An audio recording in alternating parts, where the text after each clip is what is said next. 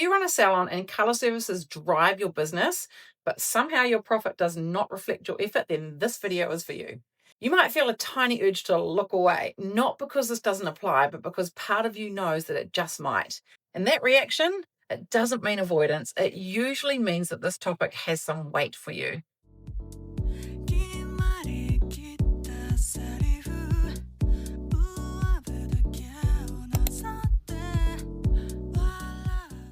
Hey, welcome to the Business of Colour. I'm Janine and I help salon owners and colorists run a profitable salon colour business.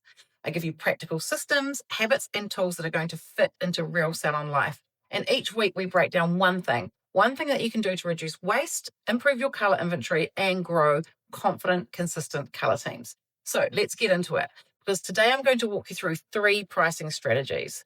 Ones that I've seen lift colour income by 20, 30, and even 50% without burning out your teams or upsetting good clients.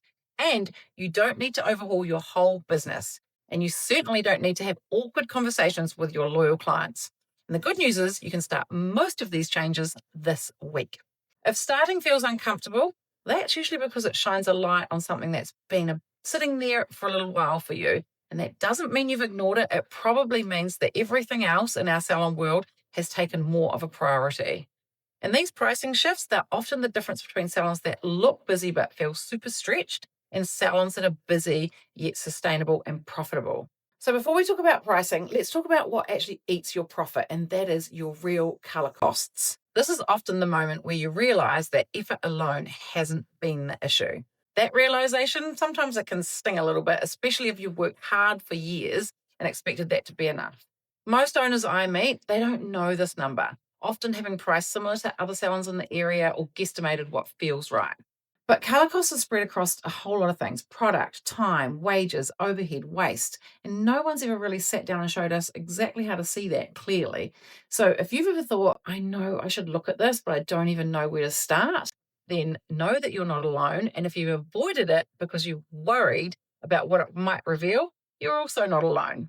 That kind of avoidance, it usually feels like protection, not from the number itself, but from what it might say about past decisions. And it's human, but it keeps the cost invisible. And invisible costs, they don't disappear. They just keep adding to what I call salon sinkholes, which is where we lose money.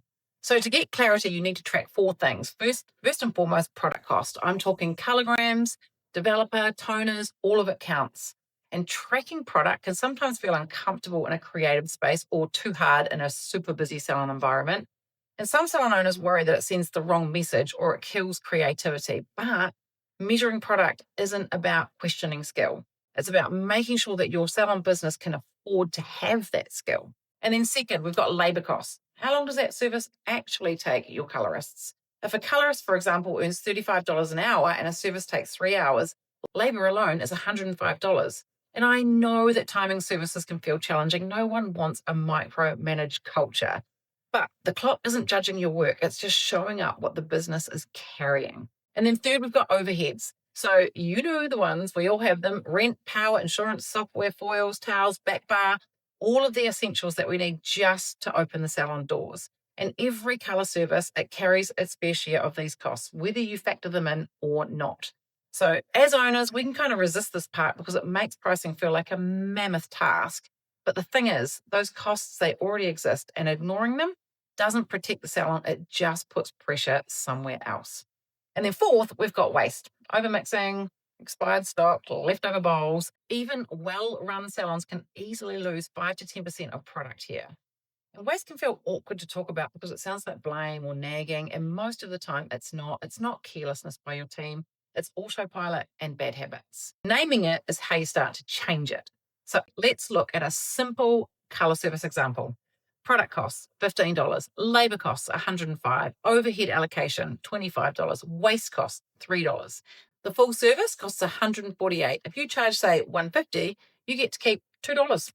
This is usually the jump scare moment, not because the maths is shocking, but because the margin feels way smaller than we expected. And there's no judgment here, just clarity, because once you know these numbers, pricing stops feeling emotional and it becomes a business decision that you and your team can stand behind. Removing emotion from pricing really removes all the pressure from decisions, the decisions that were never meant to carry your identity or your self-worth. So now let's talk about the first strategy, which is tiered pricing. This is one of the fastest ways to improve profit without adding more hours. So instead of one vague color service, you create clear tiers based on time, expertise, and result. Some owners I know worry that this feels too confusing or it's not them, doesn't fit into their salon model. But that discomfort, it usually comes from imagined judgment, not from the structure itself. Tier one, it's a basic single color process. Most salons land between $150 to $200 for this one. New growth touch up or simple color refreshes, one color, no advanced techniques, about 60 to 90 minutes. Tier two is a little bit more of an enhanced color service, often 180 to 250, what I would call a color plus technique. Toning, glossing, dimension, basic balayage, around 2 to 2.5 hours in time. Tier three is your premium color experience, 350 to 500 and upwards. Multi-process, lived-in blondes, corrective work, custom formulation, usually 3 or more hours, and often with our senior advanced colorists. And this is where the hesitation shows up. Not about the tiers, but about the conversation. What if the clients push back? What if the team can't explain it properly? What if people think we suddenly got expensive? That tension, it usually comes from care, not fear. You want change to land well. We all want change to land well. Let me share with you one salon that I worked with. They were charging $180 for every single color service, no matter the complexity. After introducing 3 clear tiers and training the team to recommend based on client goals, 40% of color clients moved into the premium tier within 3 to 6 months.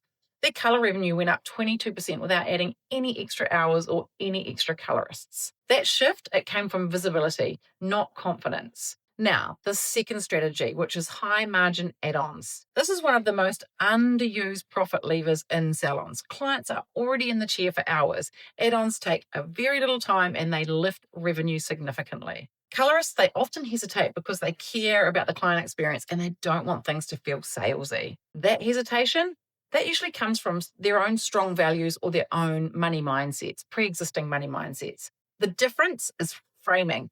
A gloss at $65 takes minutes and very little extra product. Bond builders at $35 carry strong perceived value. And extra brands for long or thick hair are so easy to capture. The key is education and timing. Instead of saying, do you want a treatment, which is often answered with a yes or a no, try, with your color today, would you prefer to have the gloss or the bond builder? That can feel really unfamiliar at first, but that doesn't mean it shouldn't be done. It just means it hasn't become a habit yet. Do you know one $35 add-on sold to 20 color clients a month is $700? That's $8,400 a year. Those small numbers, they add up. Now, the third strategy, value-based pricing. This is where the long-term profit really shifts. Cost-based pricing says, this service cost me $100, so I'm going to charge $150. Years of regrowth frustration, and you suddenly introduce them to soft blending, which means regrowth softens and confidence returns. This is often where self-doubt creeps in, though, in the salon. Many experienced salon owners, they wonder if they should price or charge for impact. If you undercharged in the past because you think it took less time or used less product, you don't really do anything wrong. You probably just undervalued the result that you created. So start by naming what you do exceptionally well. Be specific. Talk outcomes, not steps. Use photos, reviews, real life results. When your clients understand the difference, they don't even question the price. They choose what fits their expectations and they stay loyal. Salons using value-based pricing, they tend to lift their average color spend by about 25 to 40%, and they attract better aligned clients, the clients that their teams actually want to have sitting in their chair. And last but not least, implementation. Lack of knowledge is not the struggle. A lot of salons struggle because everything feels urgent. I should have done this yesterday or years ago or months ago or whatever that looks like. If you're thinking this makes sense and it's a great idea, but I really don't know when I'm going to fit that in, that's the real issue. And my advice, start small. This week, calculate your real color cost and map your tiers. Next week, update your language and your salon menus. Week 3, train the team. Week 4, you're going to launch and then track and adjust. These strategies, they work the best when they are all done together. Your color services, they hold real value, and your team, they deliver absolute skill and expertise. So it's time that your pricing reflected exactly that. So tell me in the comments which strategy you think you're going to implement first. And don't forget to subscribe to our channel for more practical salon color advice that works.